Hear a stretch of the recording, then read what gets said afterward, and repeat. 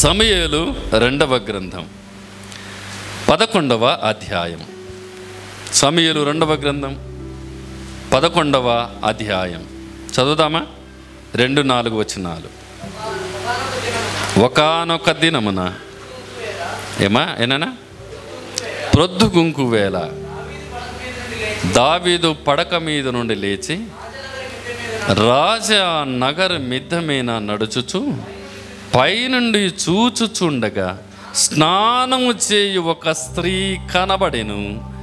ఆమె బహు సౌందర్యవతి యుండుట చూచి దావీదు దాని సమాచారము తెలుసుకున్నటకై ఒక దూతను పంపెను. అతడు వచ్చి ఆమె ఎలియాము కుమార్తె అయిన హిత్తీయుడగు ఊరియాకు భార్య అయిన బెత్షెబా అని తెలియజేయగా దావీదు దూతల చేత ఆమెను వినలంపెను.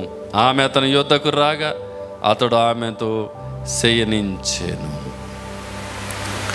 చూపేనా? ఏనైనా చూపేనా? స్నానము చేయి స్త్రీ నిద్ద మీద నాజనగనిలో నడుచుచు పైనుండి చూచుచుండగా. అసలు దావీదు ప్రతి చోట బైబిల్లో ఒక మంచి మాట, దేవా నా దేవుడు నువ్వునే వేకువనే నిన్ను వెతుకుతాను. ప్రతిరోజు ఉదయాన్నే లేచి దేవుని చూసేవాడైనా, ప్రతిరోజు ఉదయాన్నే లేచి దేవుని చూసేవాడు, దేవునితో మాట్లాడేవాడు. కానీ ఆ రోజు దేవుని వైపు తన చూపు మళ్లించకుండా కిందికి చూశాడు. ఎక్కడ చూసినాడు? కిందికి చూశాడు. స్నానము చేసి ఒక స్త్రీని చూసి ఆమె అందంగా ఉందని చెప్పి ఆమెను తీసుకున్నాడు, పని ముగించేశాడు. జరిగిన పరిణామం ఏమిటి వినండి, చెబుతాను. జాగ్రత్త వినండి.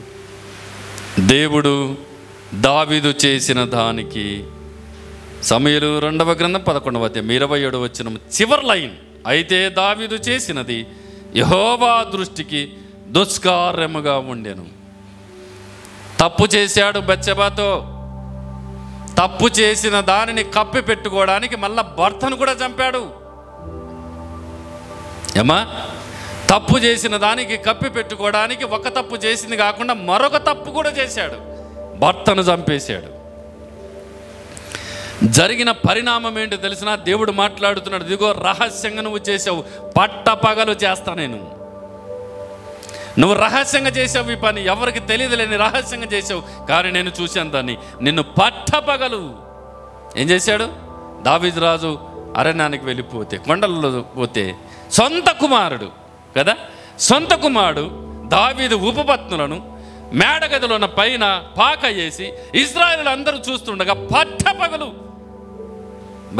ఎంత ఘోరం అంటే అంత పట్టపగలు అందరికీ, ఇశ్రాయేలు అందరికీ తెలిసినట్లుగా